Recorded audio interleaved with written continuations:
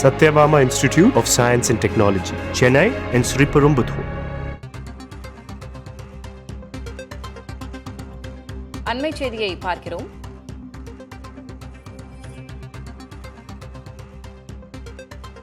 சிவாஜி வீட்டை முடக்கிய உத்தரவுக்கு எதிரான வழக்கில் ராம்குமாருக்கு உதவ முடியாது என்று பிரபு தரப்பு வாதத்தை முன்வைத்திருக்கிறது. இதுகுறித்த கூடுதல் விவரங்களை வழங்குவதற்காக செய்தியாளர் சுப்பையா இணைந்திருக்கிறார். சுப்பையா, அந்த வழக்கின் பின்னணி என்ன? முதல்ல ராம்குமார் தரப்புக்கு உதவ முடியாது என்று பிரபு தரப்பு வாதங்களை முன்வைத்திருக்கிறார்கள். விசாரணை நிலவரம் என்ன?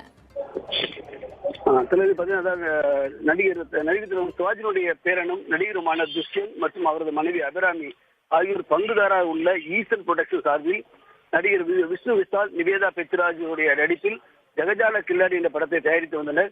இந்த பட தயாரிப்புக்காக தனபாக்கியம் என்டர்பிரைசஸ் என்ற நிறுவனத்திடம் 3,74,00,000 கடன் வாங்கியிருந்தனர். இந்த கடன் வட்டியுடன் சேர்த்து 9,39,00,000 ரூபாய் செலுத்த வேண்டிய ஒரு நிலை ஏற்பட்டது.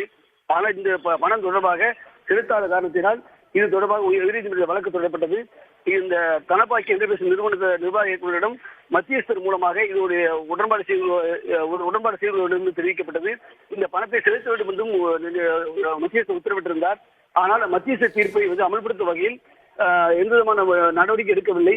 இதனையடுத்து சென்னை உயர்நீதிமன்றம் இந்த வழக்கு தொடர்பாக நடிகர் ராம்குமார் தந்தையான சிவாஜி கணேசன் வீட்டை ஜப்தி செய்து பொது ஏல விடுமாறு ஏற்கனவே உத்தரவிட்டிருந்தனர். இந்த நிலையில் நடிகர் பிரபு உயர்நீதிமன்றத்தை நாடி இந்த வீடு தனக்கு சொந்தமானது என்றும் இந்த வீட்டை ஜப்தி செய்ய பிறப்பித்த உத்தரவை ரத்து செய்ய வேண்டும் என்று தெரிவித்திருந்தார். இந்நிலையில் இந்த வழக்கு மீண்டும் இந்த உயர்நீதிமன்ற நீதிபதி அப்துல் குர்தூஸ் முன்பு விசாரணைக்கு வந்தது.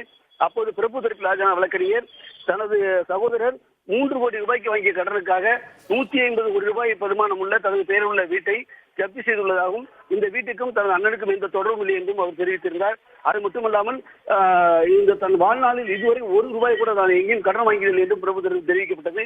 அப்போது குறுக்கிட்ட நீதிபதி அப்துல் குர்தூஸ், ராம்குமார் உங்களுடைய சகோதரர் தானே, அவருக்கு நீங்கள் இருவரும் ஒன்றாகத்தானே வாழ்ந்து வருகிறீர்கள், அவருடைய கடனை நீங்கள் செலுத்திவிட்டு பின்னர் அவரை வாங்கிக் கொள்ளாது என்று நீதி யோசனை தெரிவித்தார். அதற்கு பதிலளித்த பிரபு தரப்பு வழக்கறிஞர் இது போன்ற விஷயத்தில் அவருக்கு உதவி செய்ய முடியாது என்றும், ஏனென்றால் ராம்குமார் நிறைய பேரிடம் கடன் வாங்கி உள்ளதாகவும் தெரிவித்தார். இதனையடுத்த வழக்கின் விசாரணை வரும் 8ஆம் தேதிக்கு நீதிபதி தள்ளி வைத்துள்ளார். தலைவர் விவரங்களுக்கு நன்றி சுப்பையா.